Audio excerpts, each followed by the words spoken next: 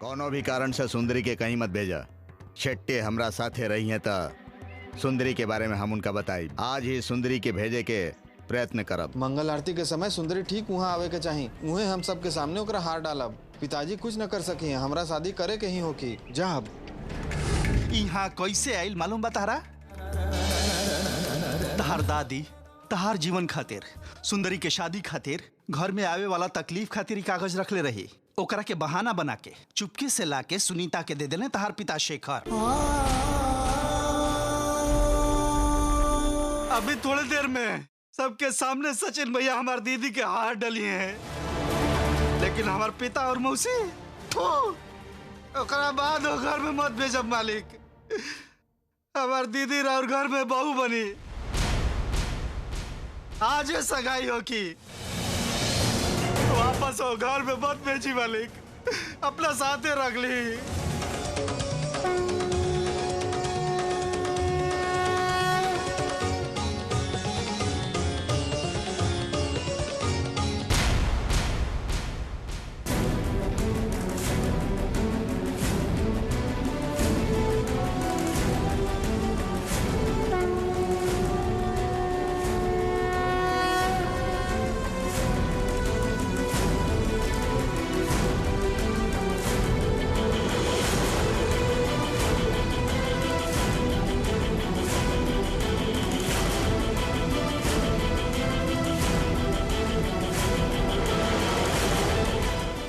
बाला स्वामी,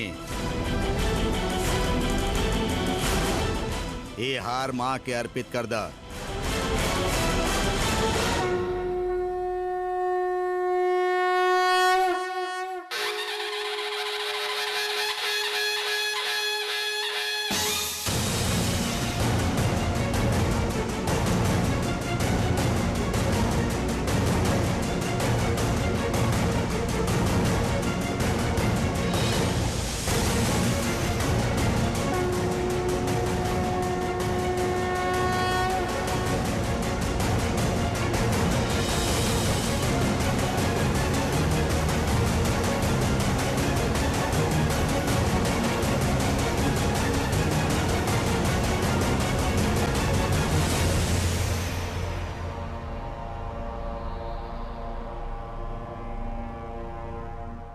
का बात बा? हम सुंदरी से शादी कल चाहतनी। कितना दिन से चल रहल भाई साहब? तो 1 साल से सोचत रही, मगर शादी के फैसला आज कहीं हम। कहा कौन फैसला कैला? रउआ सुंदरी के शहर भेजल चाहतनी और हमरा ओकरा रोके के रहे। सुंदरी भी मान गेल का? ई बात सुंदरी के नइखे पता। एगो लड़की के इच्छा बिना ओकर गला में वरमाला डालल गलत बा। कन्या के मर्जी के बगैर शादी करे वक्त ओकर मर्जी बा कि ना केहू ना पूछेला। ई बात तो हमरा से ज्यादा रउआ पता यही से बा ना। तक काल चलन और देश के चलन के माने के चाहिए। समय के मान्यता के अनुसार समाज एक एक रीति के मान्यता देवेला। ठीक बा, हम राउर रास्ता पे आयल बानी। हम सुंदरी से प्यार करीला। प्यार करल गलत ना हो, यही से प्यार बचावल भी गलत नहीं खे। प्रेम के पाठ वेद के पाठ से भी बढ़ के हो गईल। केकर अनुमति से? इनका रउआ लोगों में से केहू के अनुमति ना मिली, अच्छा से पता बा। एहे से हम ही फैसला लेनी है। मंजिल पावे वक्त ओके पावल जरूरी बा, ओकर रास्ता ना। ऐसे ही रउआ के उपदेश देते वक्त सुन ले रही, हम अभी उहे कहनी। राउर दियल सीख गलत बा, अभी बोल नहीं खी सकत ना। ये बात ओकर घर में केकरा पता बा? केवल विद्याशंकर के पता बा ई बात। ओहो, त तोहारी चाल में विद्याशंकर भी शामिल बा का? बा।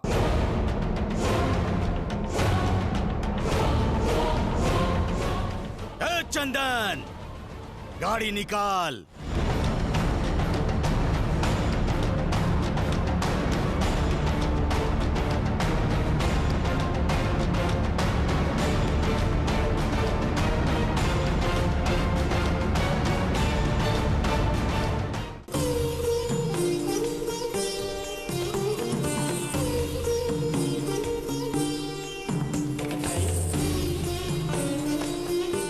सुंदरी, तू पहला बार ये घर छोड़ के बाहर जा रहल बाड़ू।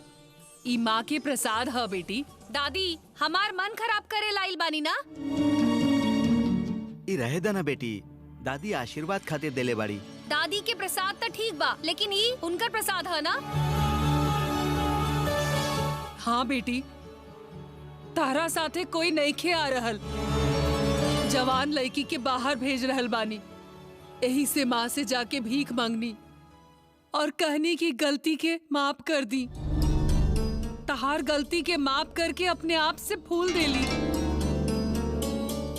उहे लाके हम तहार बाल में लगावत रानी। ई फूल के तू हमनी के आशीर्वाद समझ के अपने साथ रखा। ई सब ऐजे छोड़कर जाई सोच रहल बानी। हमरा साथे उनकर फूल कहाँ भेज रहल बानी? ओ दिन तू काम खातिर शहर जात रहू तब हम ही हाँ बोल ले रही ना। लेकिन पता ना काहे हमरा आज तहरा खातिर बहुत डर लागत बा। काहे दादी? यहाँ रउआ के सताई सोच के का? या फिर राउर डांट सुने वाला क्यों न रही ई सोचत बानी? डांटे के काबा, तहरा के आपन गांव से दूर भेज दी, इतना गुस्सा रहे हमरा। लेकिन पता ना काहे हमरा डर लागत बा। तहरा के घर से भेज के लागत बा कि साक्षात माँ के ही घर से भेज रहल बानी हम।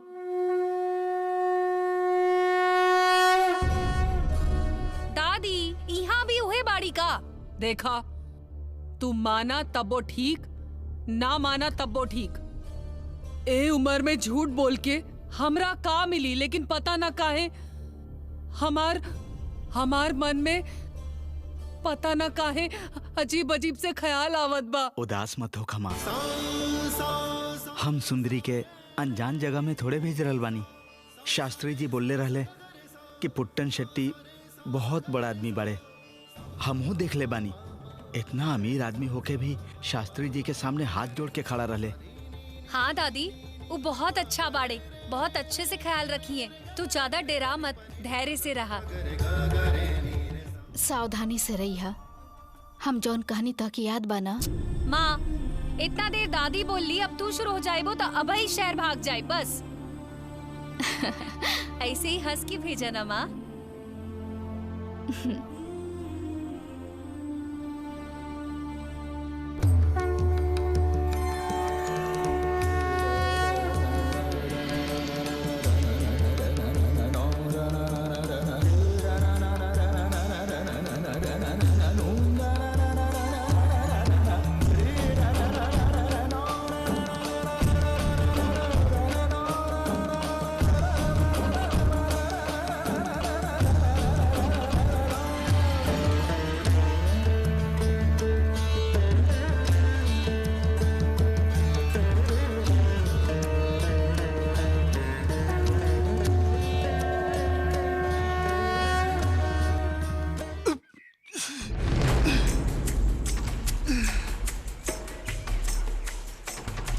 तू कब से पिए शुरू कर देला? कहाँ बड़ा पता बा? मंदिर है। सचिन भैया याद बड़े? सचिन भैया तो हार लावे के बोलले रहन। अरे हमार अकील के का हो गिल रहे? मंगल आरती हो गिल का? मंगल आरती हो गई, सबके खाना भी हो गई। तहार दीदी शहर खातिर कार में गईली भी ना। सचिन भैया के हम वचन दिले रही, सुंदरी गांव छोड़ के कहीं ना जाई। सचिन भैया से शादी हो के रही।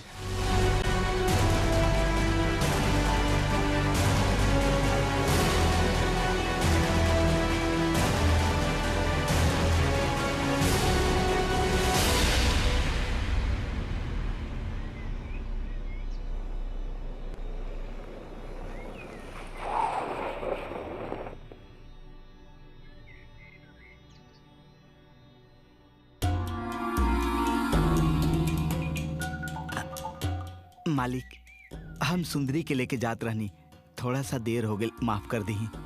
वहाँ शेट्टी जी राह देखत हुई हैं। शेखर, तू अपन बेटी के मत भेजा।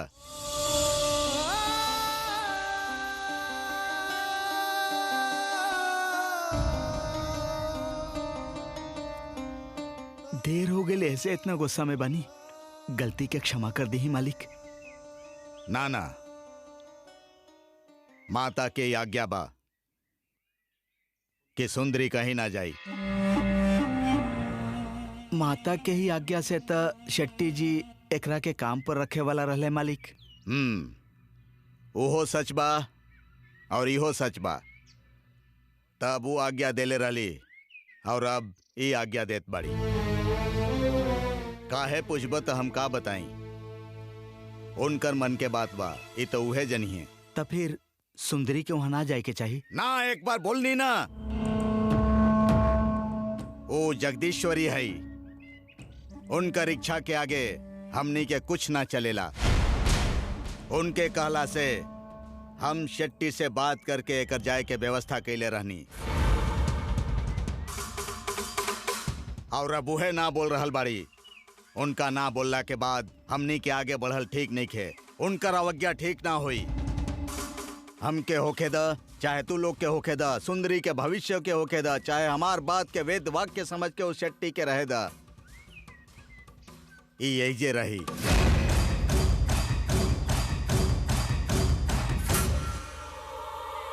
का भइल ऐसे कहे देख रहल बाड़ा?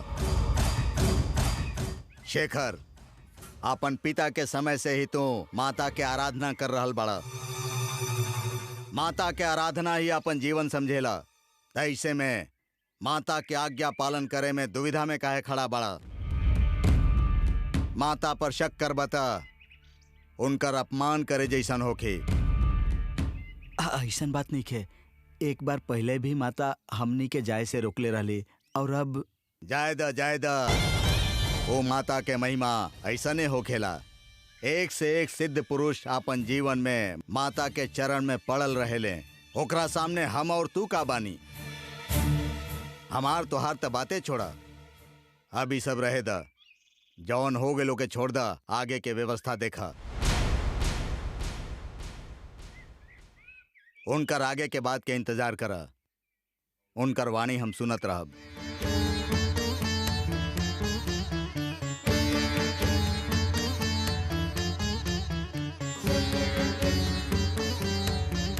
हमरा पता रहे ऐसे नहीं होखे वाला बा। तू तो हमरा के प्रसाद देले रहू, फिर काहे सब गलत हो गई? इहे ना बोले के चाही। निकले से पहले रक्षा करामा कह के प्रणाम कैले होक तू, ताई सब ना होखित। उहे हमार जिंदगी खराब कर रहल बाड़ी, मान ली। खराब ना करिए त का करिए? तहार मन में जौन आइल बोलते जाता रू उनकरा के। उनका पे हाथ भी उठाइलू, छोड़िए का? तू जब तक अपन प्राश्चित ना करबू ना छोड़िए तहरा के। देखा कैसन खेल खिलाइए ऊ।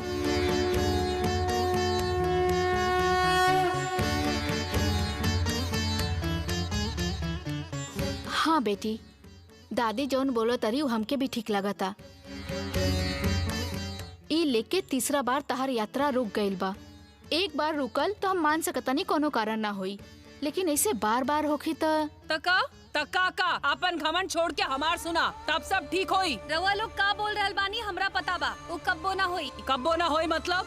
तू 3 बार गईलू तब्बो तू जा ना पाइलू। काल तहार शादी कैसे होखी? अभी ये 4 लड़का देख के ना कह के जा चुकल बाड़े। का करबू आगे? अच्छा बा, बला टल गईल। हम अभी शादी ना करब। तहार खून गरम बा, यही से ऐसे बोलत बाड़ू। ऐसे ही जिंदगी भर रहबू का? ना ता इनका दीप धूप जलावत रहब का जिंदगी भर?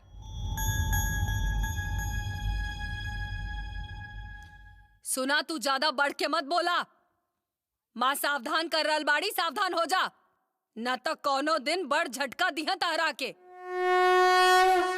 रउआ गुस्सा में बानी तो कुछ भी बोलती ही। रउआ बड़ बानी, राउर गुस्सा ओकरा खातिर श्राप बन जाई। अब एकर पूरा जिंदगी पड़ल बा।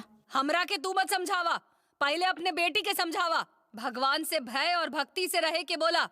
हम बोल दे, रउआ गुस्सा मत होखी। तेरी से ही सही ई सीख ली ही। इतना बड़ हो गइल बिया, ये सब बात कब सीखी? जो ना करे के रहे कैली, जो ना बोले के रहे बोल के पाप के गठरी बांध ले बाड़ी। ई ना होखी। अब तहार बेटी के समझावल हमार बस में नहीं खे, समझला तू?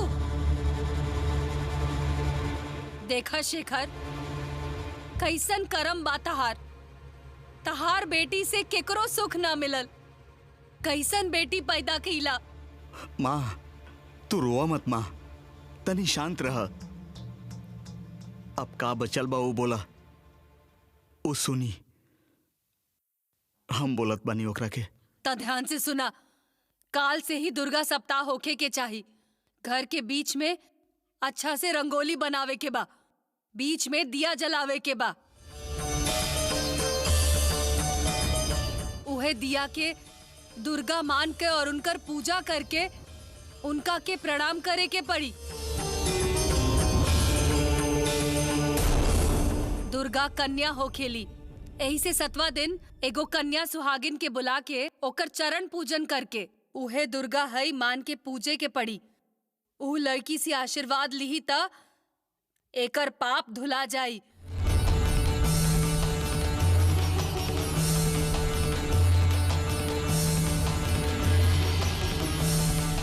ई सब करे के होखी माँ। तहार बेटी इतना पाप पल्लू में बांध के रख ले बिया, ऊ मिटावे खातिर करही के पड़ी। ठीक बा माँ, तू जैसे कहबो वैसे हम करे के तैयार बनी। ललिता, माँ जैसन कहली काल्हे से ऊ पूजा शुरू कर दा।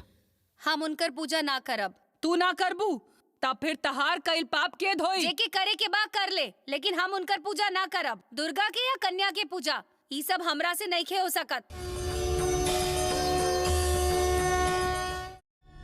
का कहले रही सुंदरी के अपन रास्ता से हटावत बानी। उ तो भइल रहे, शेट्टी मान गइल रहन, रउआ भी तैयार रही।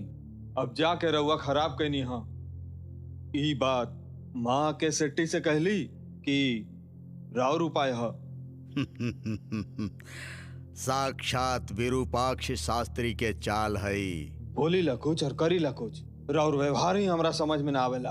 बेचारी लड़की वो कहीं भी जाके जी ली, कौन चाल खातिर ओकरा यहाँ रुकनी। हमार बात, हमार रास्ता और हमार उद्देश्य सब कुछ स्पष्ट बा।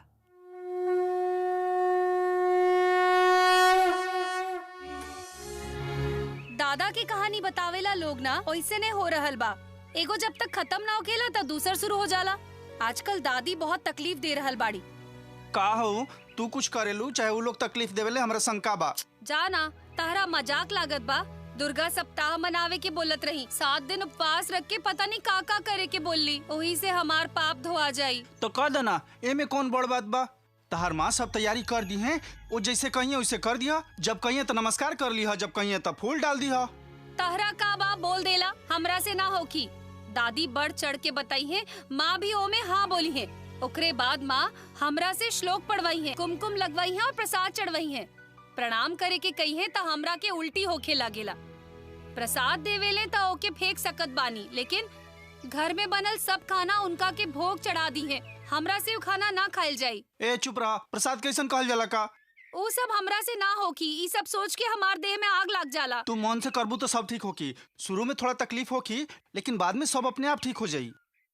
सुंदरी शहर में काम पर लाग जाई तो हमार अड़चन के निवारण हो जाई। सोच के हम धनवंतरी हवन के उपाय कहनी और शेट्टी के यहाँ बोलेनी ताकि सुंदरी शहर में चल जाए। लेकिन अंतिम क्षण में एगो विचार आ गईल। कैसन विचार बा। हमार बेटा सचिन सुंदरी के साथे ब्याह कईल चाहत बा। यह विचार सुंदरी और अपन बेटा के शादी करब का।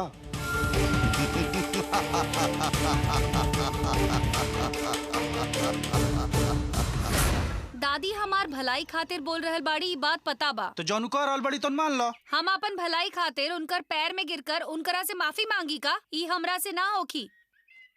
ई कुछ ज्यादा बोल देलू। माँ है यू, हमनी के ही ना पूरा संसार की माँ है। प्राणी पक्षी सबके खाना देवे वाली हुए है। उनका से खाना देवे खातिर कहे में का बुराई बा। माँ जब खाए के पूछेली तो कितना अच्छा लागेला ना। वो माँ भी ऐसने बाड़ी। हमार माँ भी मारेली, डांटेली, हमके भी गुस्सा आवेला। हम उनका पर गुस्सा कर लीला, लेकिन का करी, पेट में अनाज आवते पुरान सब बात भुला जाइला। तू माँ पर गुस्सा मत करा ना। माँ मतलब हमार माँ के तरह।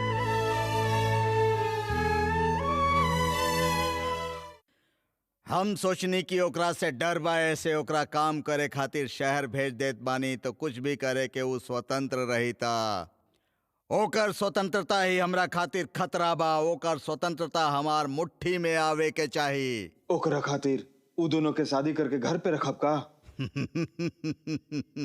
हमार बेटा से शादी करी तो हमार बहू बन के घर में रही। हमार बात माने के पड़ी। ओकरा बाद परदेश भेज दे, फिर श्री चक्र हमार होखी।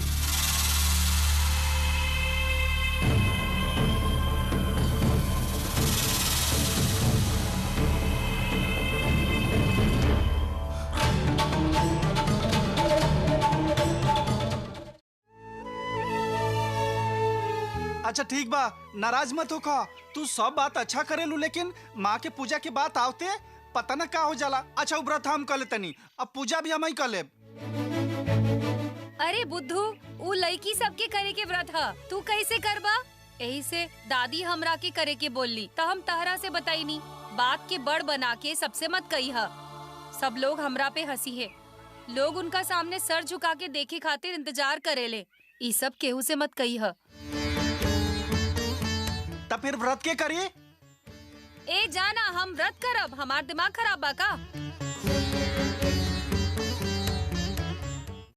राउर सुंदरी के अपन बहू बनावल चाहत बानी, राउर बेटा मान गइल बा, ठीक बा। शेखर मानी बियाह खातिर, लेकिन सुंदरी ओकरा के भी तो माने के चाही ना। हमरा नइखे लागत क्यों मानी। अगर मान भी गइल तो माई शादी ना होके दी है। होके के ही चाहिए, हमारी इच्छा पूरा होके के ही चाहिए। ओ माँ के आवे दी ही, चाहे उनकर मांगल्य हो परमेश्वर के आवे दी ही, हमार संकल्प के हारे के ना चाहिए।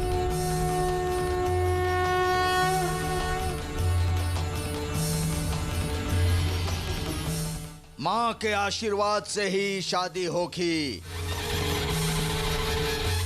हमार संकल्प के शक्ति बलवान बा, ओकरा आगे भगवान के खेल ना चली और हम चले भी ना दे। ये खेल में माँ के हारे के ही होगी, यह विधि है।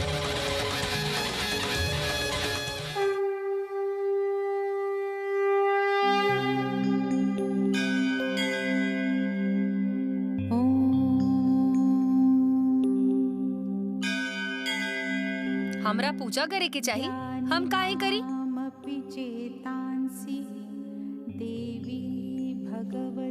उ के हई? व्रत काहे करी? प्रदक्षिणा डाल के व्रत करी, उपवास रही, हम काहे करी सब? हम काहे उनकर सेवा करी? धनुरनु संगर नक्षण संग परिस्फुर दंगन टक्कटके कनक विशंग कृषट निशंगर सद्घट शृंग हतावटुके कृत चतुरंग बल क्षितिरंग घटत बहुरंग रटत बटुके जय जय हे महिषासुरमर्दिनि रम्यकपर्दिनि शैलसुते।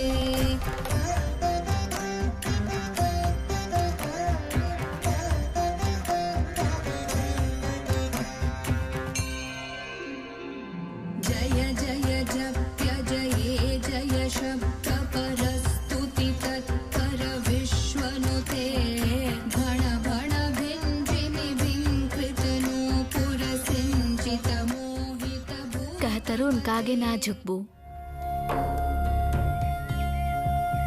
बाकी झुकल बाड़ू। सेवा ना करब कहेलू और रोज यहाँ आके सेवा करेलू। ए सब काम करे खातिर पैसा लिहिला, ई सेवा ना ह, काम ह।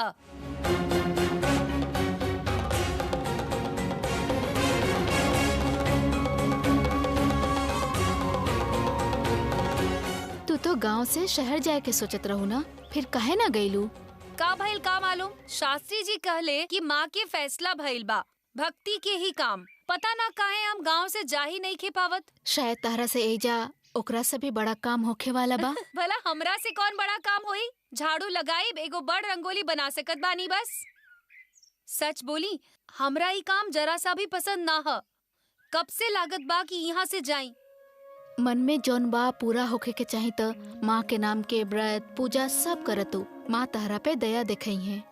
हमार दादी भी दुर्गा सप्ताह करे के पूजा करे के बोल रहल बाड़ी। अब रउआ शुरू हो गई नी। तहार दादी के बुद्धि एकदम ठीक बा, यही से वो बोला तारी। तू बस एक बार कोशिश करके तो देखा। हमरा से ना होखी, हम ई सब ना करब। ऐसे मत बोला। माँ के आराधना करे के मन होखी तब्बे करी है तू। आराधना करे खातिर पूर्व जन्म के पुण्य होखे के चाही और ऊ तहरा पास बा। बस एक बार माँ के सामने मन से सर झुकावत तू, तो ओकर का फल मिली तहरा पता चल जाई।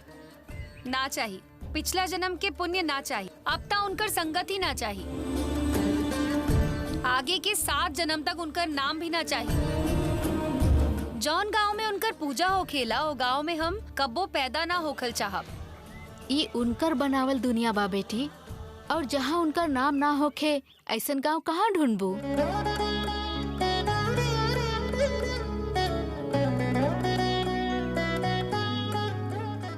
अभी तहर जीवन में जे कुछ भी हो रहल बा ना, उ तहरा के सीधा करके सही रास्ता पे ले जा रहल बा।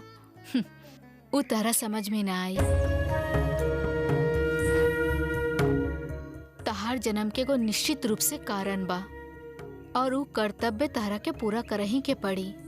तू बच नहीं क्यों सकत। इतना बोलत बानी ना, तब फिर मौसी के पैदा होके के कारण का बा हमरा के बताई।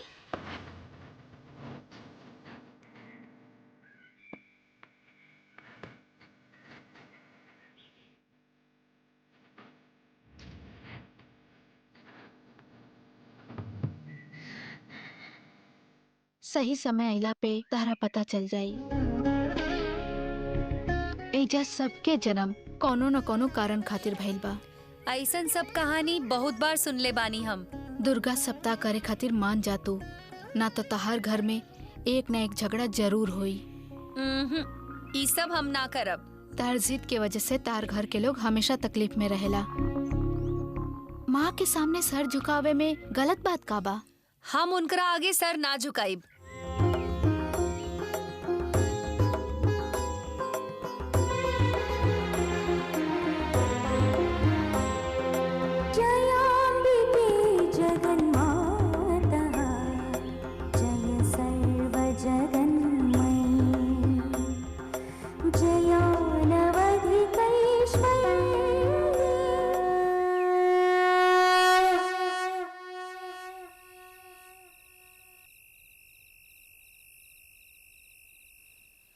का सोच रहल बाड़ा शेखर? हम का करी माँ, भगवान के विचार में हमनी के घर पर अत्याचार हो रहल बा। तू दुर्गा सप्ताह के बारे में बोलू। एक बार सोचला के बाद यहाँ भगवान के पूजा चल रहल बा तो ठीक नहीं खे न माँ। उ तो हकबे करी। हमरा तो सब पता रहे त मुंह बंद रखल चाहत रहे। हम काहे दुर्गा माँ के नाम लेनी, और काका बुरा होखी शायद। सब हमार नसीब बा माँ। हाँ तो तू ओकरा से जबरदस्ती करवावा। भक्ति मन से होके के चाही माँ, जबरदस्ती ना होके के चाही। और उ पूजा के नाम पर कैसे उथल पुथल कर देलस। ओकरा माँ के नाम से इतना द्वेष काहे हो रहल बा, काहे इतना चिड़े ले उ। पिताजी एगो बात बोलत रहलन, याद बा माँ? कवन बात? ऊ का एगो दूगो बात बोलले बाड़े। उनकर तृप्ति का बा, उनकर चर्चा का वो समझले कितना बाड़े। हमेशा सरस्वती की आराधना करे वाले घर में आज देखा एगो दुर्गा सप्ताह करे की स्थिति नइखे बन पावत। ई सब भगवान के इच्छा है। हम कौन हई? छोड़ा। आपन पिता के बारे में तू का बोलत रहा, बतावा। उहे माँ, हमनी के जीवन, हमनी के रहे के रीति, हमनी के अच्छा बुरा ये सब तय होखेला हमनी के पूर्व जन्म के कर्म के हिसाब से। तुमके याद बा ना? याद बा हमनी के। तहार बाबूजी के एक एक बात याद बा। हमनी कौन कौन जन्म में का कैले बानी, ओकरा से हम कहां कहां भाग रहल बानी। उनकर बात सच बा। सुंदरी भी ऐसने बिया माँ। वो काहे ऐसे बोलेले? माँ के देख के काहे ओकरा इतना गुस्सा आवेला? वो पिछला जन्म में का रहे? माँ और ओकर कैसन नाता बा? ना तो वो दिन मंदिर में 8वां महीना में ही ओकर जन्म काहे भइल रहती, बताओ। हाँ तो एक से एक तार जैसन जुड़ल बा। ये सब हमनी के कैसे पता चली? वो पुराना कर्म सब जाए के चाही। वो माँ के रास्ता दिखावे के चाही। माँ के हमनी के रास्ता दिखावे के चाही ना, व्रत पूजा बतावे के चाही ना। ये सब हमनी ना करब तहार बेटी के कर्म कैसे जाई? भगवान के कृपा कैसे मिली? माँ के कृपा खातिर करे के पड़ी। माँ, ओकरा बदला में ओकर नाम से संकल्प करके हम ही पूजा करत बानी माँ। अगर चाहे तो 7 दिन तक माता के उपवास हम ही रख दे। ओकर नाम से संकल्प करे के कारण माँ के ओकरा ऊपर कृपा हो जाई। पिता होके के नाते हम इतना तो कर सकत बानी ना। दुखी मत होखा। काल पूजा करत समय माँ के सामने प्रश्न रखत बानी, उहे रास्ता दिखाई है।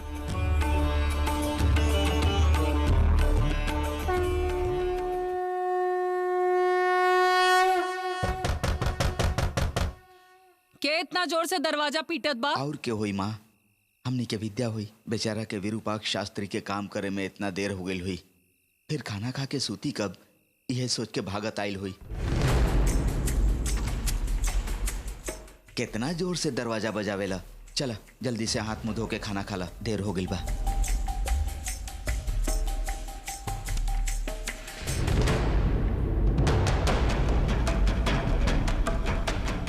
तू दारू पी के आयल बड़ा? तोरा का हो गइल बाकी तू दारू पी के आयल बड़ा?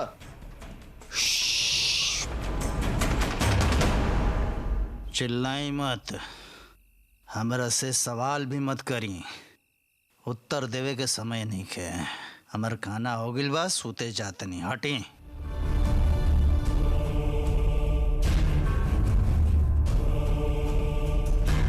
विद्या, तारा के आज हम ऐसे ना छोड़ब। तो पिताजी का जवाब देत पड़ा। छोड़ो ओकरा के, ललिता, छोड़ो ओकरा के। का करत ना बाबू? छोड़बे के, छोड़ दो। रउआ छोड़ दिया। ललिता, जवान लइका बा ना,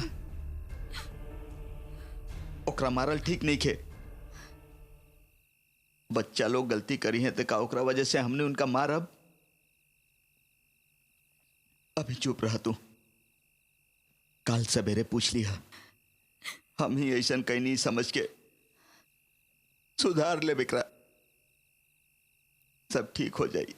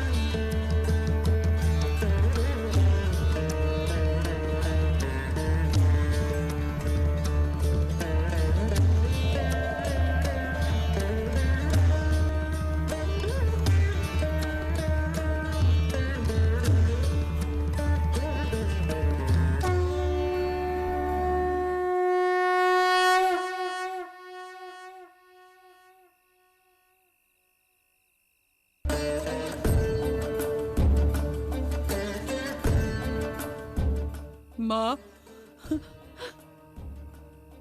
हमनी से का गलती हो गई बा माँ? हमनी के घर में का हो रहल बा? बोली माँ, बोली माँ।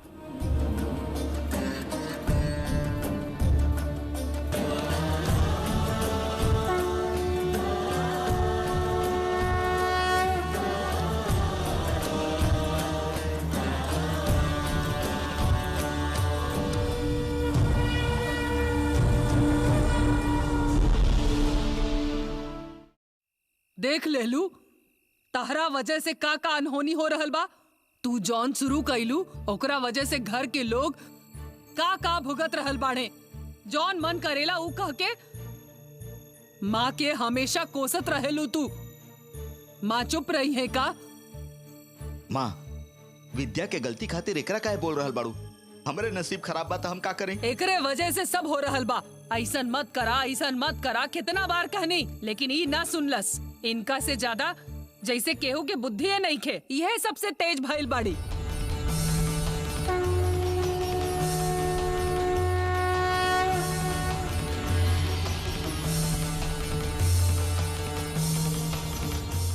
एकर कईल गलत बात के माँ कितना बार चेतावनी देली, सुनलस का?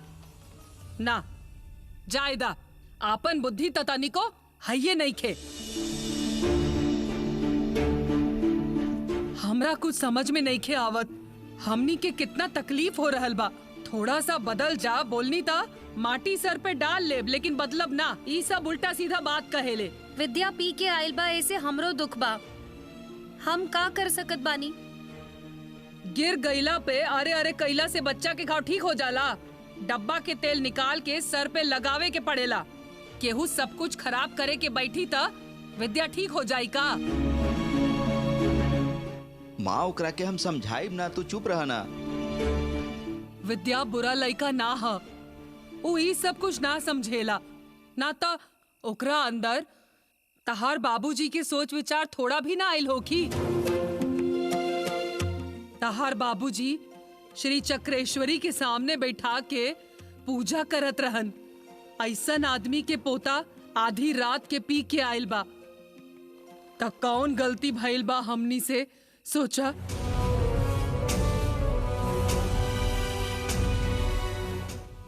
मतलब कि पिताजी के कइल गेल पूजा और पुण्य ए घर से खत्म हो गेल माँ? खत्म नहीं खे भइल। उ खत्म होखे वाला पुण्य नहीं खे। तहार बाबूजी के कइल पुण्य तहार बेटी के जबान खराब कर देले बा। तहरा अभियो समझ में ना आइल का? ई हमेशा माँ के निंदा करे लेना, यही से ए घर में गरीबी बा। एके बदले के बात पहले ओकरा के बदले के चाही, ना ता ए घर के तकलीफ कब्बो खत्म ना होखी। ई का बोल रहल बाड़ू माँ? इस सब के कारण सुंदरी कैसे बिया? हम काहे के ऐसन बोली? ऊ का हमार दुश्मन हिया? जायदा उहो कवन सुख से बिया। शादी बच्चा होखे के चाही। ऊ तीनों समय मेहनत करेले। एकरा पास जौन होखे के चाही ऊ नहीं खे। ई चाही इहो ना बोलेले। एकर अच्छा गुण एकर जबान खा जाला। यही से बोल रहल बानी, एकर पाप के पुण्य में बदलता। एके रास्ता बा जो एकरे पाप के पुण्य में बदल सकेला, और ऊ ह दुर्गा आराधना।